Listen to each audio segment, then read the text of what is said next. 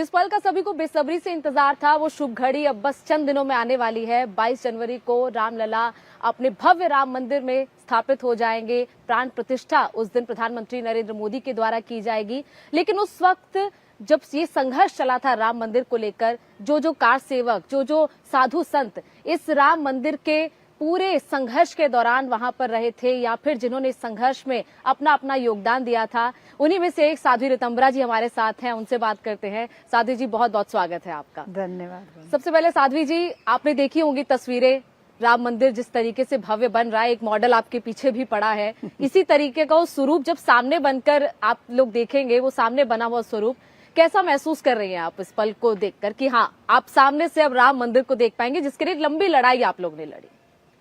गोनिका, आपको पता है कि प्रतीक्षा जो होती है बड़ी व्याकुल करती है, लेकिन प्रतीक्षा में जब आशा पूरी हो कि नहीं, प्रतीक्षा पूरी होगी, हम जिस कार्य के लिए अधीर हैं वो निश्चित रूप से अपने गंतव्य को प्राप्त करेगा। और फिर जब वो सामने होता है तो ऐसा ही लगता है ना, जैसे जलती हुई रेत पर पानी की बूंदें पड़ जाएं, जैसे तपते हुए तन को बरगद की छाया मिल जाए, जैसे किसी का खोया धन मिल जाए। और ये तो हमारा परम धन है, श्री राम।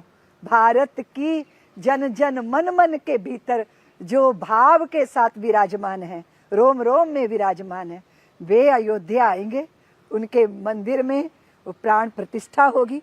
तो फिर इससे बढ़कर आह्लाद और आनंद और कोई दूसरा नहीं हो सकता। दूसरी बात गोनिका, ये कोई साधारण मंदिर नहीं बन रहा है, ये 500 साल के मेरे पुरखों के संघर्ष का फल है जो हम प्राप्त कर रहे हैं।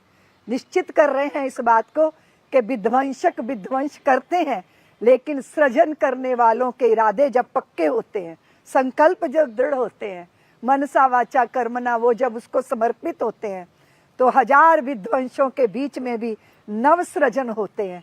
तो भारत की अपनी पहचान है। हमारे ऊपर बड़े कुठाराघात हुए, आस्था पे, श्रद्धा पे, हमारे मंदिरों पे, पर श्री राम, उनका मंदिर, उसकी मुक्ति होनी चाहिए, ये जन आंदोलन बन गया था गोनिका।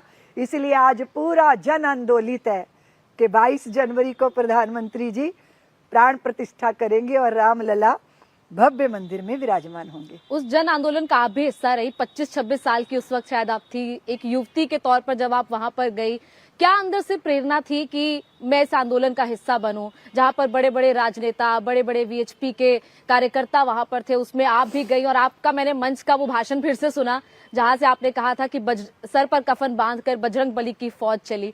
तो वो क्या प्रेरणा थी अंदर से, वो क्या उत्साह था, वो क्या उस वक्त की भावना थी आपके अंदर? भावना बस यही थी कि हम सरयू के तट पर सरयू का जल लेके शपथ ले चुके थे और ये निश्चित था कि ये जवानी का पुष्प राम जी के चरणों में चढ़ना चाहिए। हमारा तन मन धन, हमारे कर्म सदकर्म, हमारी वाणी, हमारी प्रज्ञा, जो भी कुछ है वो राम जी का दिया प्रसाद है और उन्हीं को समर्पित हो जाएगा तो जीवन धन्य हो जाएगा। और उसके लिए ये संकल्प था कि किसी भी तरह की कोई कीमत चुकानी पड़े तो वो कीमत चुकाएंगे, पर राम जन्मभूमि मुक्ति आंदोलन को अपने सुंदर लक्ष्य तक पहुंचाएंगे। इसलिए आपने सच कहा, हम लोगों के आह्वान पर बजरंगी सर पे कफन बांध कर चले आए, कार सेवक अपने रक्त की आहुतियां देने चले आए, राम भक्त अपने हृदय समर्पित करने चले आए और देखते देखते अयोध्या जनमेदनी। और आप जानती हो गोनिका कि जो जनता होती है ना, जब समाहित हो जाए और किसी श्रेष्ठ लक्ष्य को समर्पित हो जाए तो वो जनता नहीं रहती, वो जनार्दन हो जाती है। ऐसे ही जनता जनार्दन ने वो कर दिया जो असंभव था और आज हम संभव देख रहे हैं। राम जन्मभूमि पर इतने बड़े, इतने सुंदर, इतने खूबसूरत भव्य मंदिर को, और उसमें जब राम जी बैठेंगे तो पूरा भारत नहीं, वैश्विक तल पे जितनी सज्जन शक्तियां हैं उन सब के चित्त में निश्चय हो जाएगा कि सत्य की ही जीत है, फिर से रहेगी। रवि उदय पर रात ये खुद ही कहेगी, ऐ निशाचर मैं नहीं तो तू कहाँ है, किंतु घृत के वास्ते दधी तो बिलोना ही पड़ेगा। इसलिए ये जो मंथन हुआ है ना गोनिका, इसमें अमृत तो अब निकला है ना, पहले तो हलाहल जहर निकला था और उस प्रतिकूलता के जहर को, उस दमन को, उस उत्पीड़न को, उस अपमान को ऐसे ही पीना था जैसे भोले बाबा ने विष पिया था और कंठ में धर लिया था। मेरे गुरुदेव ने एक मंत्र दिया था गोनिका कि अंग गले तो उसकी शल्य चिकित्सा करनी पड़ती है और नीलकंठ बनकर मंथन की कीमत भरनी पड़ती है। तो कीमत भरने को तैयार थे सब, कीमत भरी भी, लेकिन अब सब बहुत सुखद लगता है क्योंकि वो जितना संघर्ष था, बलिदान था, अर्पण समर्पण, वो सब सार्थक हो गया क्योंकि 22 जनवरी आ गई और राम जी मंदिर में प्रतिष्ठित होने जा रहे हैं।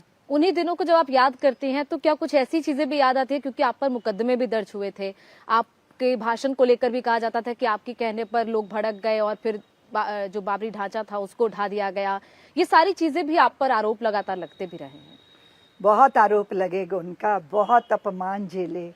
मैं देश विदेश जहाँ गई मेरे साथ ऐसा ही व्यवहार हुआ जैसे किसी आतंकवादी के साथ व्यवहार होता है।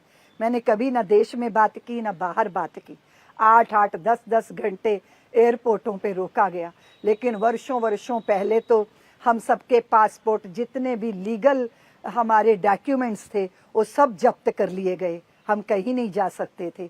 अपने ऊपर आरोप इल्जाम लेकर जीना, झेलना कितना मुश्किल था, लेकिन निश्चित था कि कोई बात नहीं, परेशान कर सकते हो पर पराजित नहीं कर सकते, क्योंकि हम झूठ के पक्ष में नहीं खड़े, हम सत्य के पक्ष में खड़े थे। कितनी वेदनाएं झेली हैं। हमारे वहाँ पे मध्य प्रदेश में छतरपुर में हमारा आश्रम था, रात भर वहाँ फायरिंग होती थी गोनिका। मेरे ऊपर तो इतने मुकदमे थे, पुलिस दबिश बनाती थी और लोग अपने घरों में रोकने से डरते थे क्योंकि उन्हें पुलिस से डर लगता था। तो मैंने स्टेशनों पे रातें काटी, खेतों में रातें काटी, आरा मशीन जो रहती हैं जहाँ पे लकड़ी के काम होते हैं, उन फूस के बोरों के बीच में रातें काटी, क्योंकि मैं नहीं चाहती थी कि आम समाज हमारी किसी वजह से उत्पीड़ित हो, परेशान हो। और उसके लिए फिर यही था कि कहीं ना कहीं रातें काटनी है, कैसे दिन बिताने हैं। तो आप सोचिए कि उतना प्रतिकूल वातावरण था। अभी तो बड़ी अनुकूलताएं हैं, उस समय तो इस बात को कोई सुनना भी नहीं चाहता था, लेकिन जब सुनने लगा समाज तो फिर ऐसे सुनने लगा कि गोमुख की गंगधार में थोड़ी थोड़ी बूंदें थी, बाद में इतनी धाराएं जुड़ती चली गई और इस जनमेदनी की गंगा का इतना बड़ा विस्तार हो गया। तो निश्चित रूप से किसी भी तरह की उपलब्धि की तो कीमत चुकानी पड़ती है। कीमत यही थी कि चरित्र हनन किया जा रहा था, लांछित किया जा रहा था, आगे गंदे गंदे टाइटल लगाए जा रहे थे और कई बार तो जो निष्पक्ष लोग थे उनको भी लगता था चुप हो जाओ। मैं कर्नाटक गई गोनिका, मेरी गाड़ी के ऊपर पुलिस ने जानबूझकर उस जमाने में मेरी गाड़ी ऐसी बस्ती के अंदर डाल दी कि जो बाबरी के पक्षधर थे, पूरी गाड़ी मेरी पत्थरों के उसके ऊपर अटैक हुए, शीशे कांच टूट के मेरी आंखों में भर गए और ये कंधा मेरा टूट गया, ये गले की हड्डी टूट गई। वो रात कैसी थी गोनिका, भगवती ने रक्षा की, श्री राम ने रक्षा की, जहां जाते थे वहीं कोई ठिकाना नहीं था। प्राथमिक चिकित्सा चाहिए थे, वो प्राप्त नहीं हो पा रही थी। ड्राइवर की और मेरे एक गुरु भाई थे संजय भैया, उनकी कुशलता से मैं उस वातावरण से बाहर निकल पाई और फिर जब वापिस आई, यहाँ पर आई, मैं वात्सल्य आई, फ्रैक्चर था मुझे। एक संत मेरे पास आए, बोले रितंभरा चुप हो जाओ, ना बोलो, कोई जागेगा नहीं, तेरा जीवन नहीं बचेगा। मैंने कहा मैं जीवन बचा के भी क्या करूंगी, हिंदू जाति के गौरव की, स्वाभिमान की प्रतिष्ठा, उसके आस्था श्रद्धा की प्रतिष्ठा है, मुझे बोलना पड़ रहा है। थोड़ा कड़वा बोलती हूँ, लेकिन जब गहरी नींद में समाज होता है उसे इसी तरह झंझोड़ के जगाना पड़ता है। तो महात्माओं ने मुझे विमर्श दिए, मत करो ऐसा, कब तक ऐसा करोगी। मैंने कहा जब तक गंतव्य पे नहीं पहुंच जाऊंगी, जब तक मेरे चरण मंजिल तक नहीं पहुंच जाएंगे, इस अबाध गति को कोई नहीं रोक सकता। मैंने कहा चट्टानें सामने आती हैं, नदी उससे टकरा के रुकती नहीं है और वेगवती होके आगे बढ़ जाती है। और मेरा जीवन तो अयोध्या के श्री राम जन्मभूमि के लिए है। बस वो सारी प्रतिकूलताओं को झेलने की सामर्थ्य गोनिका मेरे गुरुदेव के ज्ञान से प्राप्त हुई। उन्होंने कहा था कि कभी भी सफलता का अभिमान नहीं करना चाहिए, और अगर विफलता हो जाए तो ग्लानि नहीं करनी चाहिए, सत संकल्प के साथ जुड़े रहना चाहिए। गोनिका, उन्होंने मुझे मंत्र दिया था कि देखो टमाटर को कोल्ड स्टोरेज में भी रख लो तो भी कितने दिन रख लोगे, वो तो गल ही जाएंगे ना। अच्छा है उसकी सब्जी बने और किसी की भूख मिटाएं और वो भोजन को स्वादिष्ट बनाएं। तो ये काया की माया तो मिटी जाने वाली है, ये श्री राम के काम आएगी ना तो धन्य हो जाएगी। तो मेरे गुरुदेव का ये मार्गदर्शन, और हम निर्भय होकर इस देश में विचरण करते रहे। रितंबरा जी, आप कह रहे हैं कि अब वातावरण बहुत अनुकूल है, लेकिन अभी भी कई ऐसे राजनेता, कई राजनीतिक पार्टियां हैं जो अभी भी राम मंदिर का एक तरीके से विरोध ही करती हैं। कई राजनीतिक पार्टियों को, नेताओं को निमंत्रण दिया गया, वो नहीं आ रहे हैं। उनका ये कहना है कि हम अपने आप को इस कार्यक्रम से अलग करते हैं, क्योंकि उनका कहना है कि इसको एक राजनीतिक मंच बना दिया है बीजेपी ने। तो ऐसे वक्त में जब एक इतना बड़ा काम हो रहा है, इतना शुभ कार्य हो रहा है, राम भक्तों को इतनी बड़ी सौगात मिल रही है, ऐसे वक्त में कई लोग ऐसी बातें अभी भी कर रहे हैं। देखो गोनका, जो पुण्य प्रसून होते हैं ना, पुण्यों के पुष्प होते हैं ना, वो सबके भाग्य में नहीं होते। कई बार लोग गंगा जी के तट पे बैठे रहते हैं पर डुबकी लगाने का मन नहीं होता है ना। तो जो वो बात अलग है कि कोई कब जाएगा राम जी का दर्शन करने, कोई कब जाएगा, जरूरी नहीं है कोई 22 जनवरी को ही जाए। लेकिन इस निमंत्रण को ठुकरा देना चित्त का विद्वेष व्यक्त करता है। कभी तो वो समय आना चाहिए ना जब हम राजनीति से ऊपर उठकर अपने भारत के उत्कर्ष को देखें, जनता की भावनाओं को कदर करें, अपने राजनीतिक हितों को अलग छोड़ के। विरोध भी तो इसीलिए होता रहा ना कि राजनीतिक हित थे, वोट बैंक की राजनीति थी, तुष्टीकरण की राजनीति थी, सत्य को इनकार करने की जो धृष्टता थी। लेकिन आप कब तक सत्य के ऊपर धूल डाल के रहोगे ना। वो सूर्य तो स्वयं बादलों में छिपा कब तक रह सकता है, उसका प्रकाश प्रकाशित होगा। और ये अभी की बात नहीं है, जब शिलान्यास हुआ था गोनिका, उसके उस समय भी सबको निमंत्रण दिया गया था। राम जन्मभूमि का आंदोलन प्रारंभ हुआ, हर राजनीतिक पार्टी को निमंत्रण दिया था कि आओ अपने पूर्वजों को भी धन्य करो और स्वयं को भी धन्य करो। लेकिन बहुत सारी राजनीतिक पार्टियां वो इस देश के बहुसंख्यक समाज की भावना को समझ ही नहीं पाई। समझ पाए तो फिर जो समझ पाए वो इस भाग्य को अर्जित कर लिया उन्होंने। हमेशा जिंदगी में गोनिका दोराहे पे होते हैं हम, चुनना हमारे हाथ में होता है, और जो हम चुन लेते हैं वो भाग्य बन जाता है। कोई संसार चुनता है, कोई राम जी को चुन लेता है, और जो राम जी को चुनेगा और राम जी उसके हो जाएंगे। और दूसरी बात यह है, वो भी तो आपने देखा था ना कि कृष्ण जी ने कहा कि चुन लो, दुर्योधन ने नारायणी सेना चुन ली और अर्जुन ने नारायण चुन लिए। तो जो चुनेगा उसका वो भाग्य हो जाएगा। तो मुझे लगता है कि बहुत हो गया संघर्ष, पर अब इस शुभ अवसर पर विद्वेष भुला के सबको भगवान के चरणों में जो है समर्पित होना चाहिए। राम जी खाली भारतीय जनता पार्टी के ही नहीं है, राम जी हम सबके हैं। हाँ, भारतीय जनता पार्टी ने इस आंदोलन की पक्षधर बनी तो ये उसका सौभाग्य हो गया, और उसका सौभाग्य उसको जनता के आशीर्वादों के रूप में उसका निश्चित हो गया। तो वो तो सब अपना भाग्य बना सकते थे, लेकिन राम जी के विपक्ष में खड़े होके, विरोध में खड़े होके, परखिए कौन होते हैं। आप सोचो गोनिका कि कोई आतताई के पक्ष में खड़ा हो सकता है कि जिसने हमारी आस्थाओं पे कुठाराघात किया उसका पक्षधर बनकर खड़ा होना।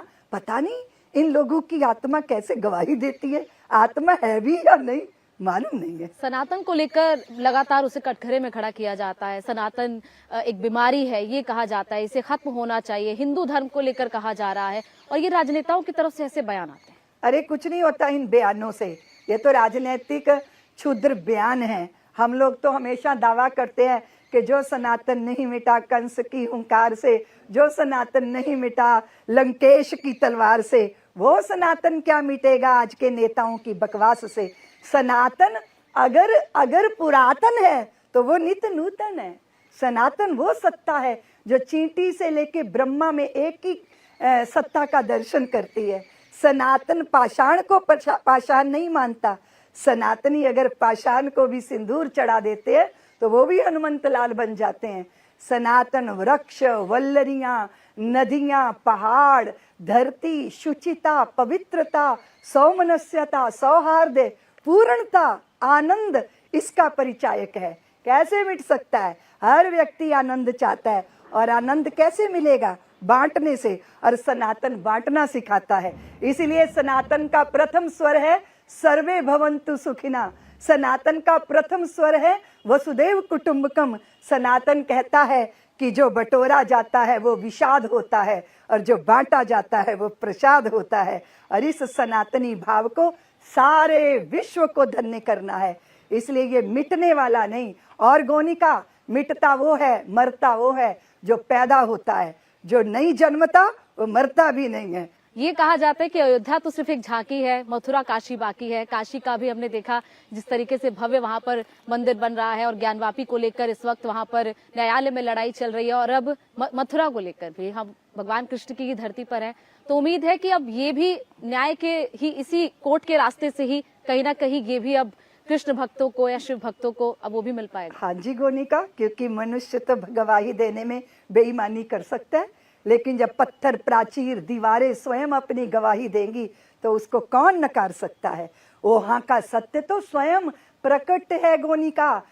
अभी काशी कॉरिडोर बना, हम लोग सब गए, बड़ा आनंद आया। लेकिन जब देखा नंदी बाबा उधर ही को मुंह करके बैठे हैं, जिधर भगवान है तो नंदी उधर को मुंह करके बैठे हैं। वो बता रहे हैं कि अभी ये विजय प्राप्त करनी है, भोले बाबा को इन बंधनों से मुक्त करना है। तो फिर ये सत्य कौन इनकार कर सकता है? टाल सकते हो लेकिन रोक नहीं पाओगे, आज नहीं तो कल। और भारतीयों को, सनातनियों को प्रतीक्षा तो जन्मों जन्मों करनी आती है, क्योंकि हमारे एक जन्म की कहानी तो नहीं है ना गोनिका, हमारी जन्मों जन्मों की यात्रा है। इसलिए प्रतीक्षारत है आंखें, और निश्चित रूप से वो दिन भी हम देखेंगे। हम नहीं तो हमारी पीढ़ियां देखेंगी। लेकिन कृष्ण जन्मभूमि और बाबा विश्वनाथ और श्री राम जन्मभूमि, ये तीनों के लिए संत समाज प्रारंभ से ही संकल्पित है। आप शिलान्यास में भी गई थी, उसका भी आप हिस्सा बनी, और प्रधानमंत्री अब प्राण प्रतिष्ठा कर रहे हैं। उसको लेकर सवाल उठ रहे हैं कि प्रधानमंत्री क्यों कर रहे हैं? ये राजनीतिक मंच नहीं है, प्रधानमंत्री तो पूरे देश के हैं, तो वो मंदिर में क्यों जा रहे हैं? मंदिर में जाकर प्राण प्रतिष्ठा क्यों कर रहे हैं?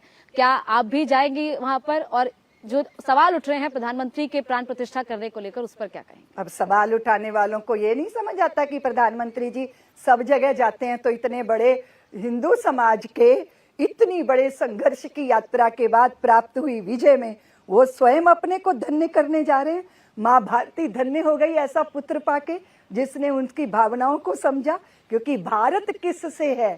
भारत राम से है। राम हमारी गति, हमारी मति, राम हमारी शक्ति, हमारा धर्म, हमारा कर्म। बिना राम के आदर्शों का चरमोत्कर्ष कहाँ है, और बिना राम के भारत भर में भारतवर्ष कहाँ है। इसलिए वो प्रधानमंत्री भारत को समझते हैं, इसलिए अयोध्या जा रहे हैं। कोई भी जा सकता था, अब वो जा रहे हैं तो फिर पेट में दर्द क्यों हो रहा है? आप भी तो जा सकते थे, जब आपके पास सत्ता थी तो आपने उस शक्ति का दुरुपयोग किया दमन करने में। अगर उस शक्ति का सदुपयोग करते इस लक्ष्य को प्राप्त करने में, तो ये सौभाग्य आपको भी प्राप्त होता। मैं समझती हूँ देश का नेतृत्व वो जो सबकी भावनाओं को समझे। इतने बड़े प्रतिशत की भावनाओं का मजाक उड़ाकर आप उत्कर्ष को प्राप्त नहीं कर सकते। हाँ, छोटी से छोटी इकाई की भावना की भी इज्जत करनी चाहिए, पर बहुत संख्यक समाज ने बहुत उपेक्षा झेली, अपमान झेला। प्रधानमंत्री जी इसको समझते हैं, इसलिए जा रहे हैं अयोध्या। धन्य हो जाएंगे वो स्वयं। वो राम जी को धन्य करने नहीं जा रहे, वो स्वयं को धन्य करने जा रहे हैं, वो इतिहास रचने जा रहे हैं। तो ऐसे अवसर को देश के प्रधानमंत्री तो कभी छोड़ने वाले नहीं है। आप भी इसका हिस्सा बनेंगी? बिल्कुल, मैं भी जाऊंगी, जबकि बड़ी व्यवस्था होगी, थोड़ा बहुत लंबी प्रतीक्षा भी करनी पड़ती है, बड़े प्रोटोकॉल होते हैं, पर ऐतिहासिक क्षणों का साक्षी तो अब आप देखो गोनिका, हमारे माननीय अशोक सिंघल जी, माननीय आचार्य गिरिराज किशोर जी, विष्णु हरि डालमिया जी, परमहंस रामचंद्र जी महाराज, योगी जी के गुरुदेव महंत वैद्यनाथ जी महाराज, इतने संत जिन्होंने इस आंदोलन को शिखर तक पहुंचाया, वो बिना मंदिर को देखे विदा हो गए। तो हम सब जाएंगे ताकि हम सबकी आंखों से वो भी इस भव्य दृश्य का दर्शन करें। कैसा लग रहा है राम मंदिर का मॉडल? बहुत अद्भुत, सुंदर, अनिर्वचनीय, बहुत सुंदर। बहुत बहुत शुक्रिया आपका हमें वक्त देने के लिए साध्वी ऋतंभरा जी, जो कि उस राम मंदिर आंदोलन का हिस्सा रही है और अब इतने साल बाद जब राम मंदिर की प्राण प्रतिष्ठा होने जा रही है तो उसका वो हिस्सा भी बनेंगी।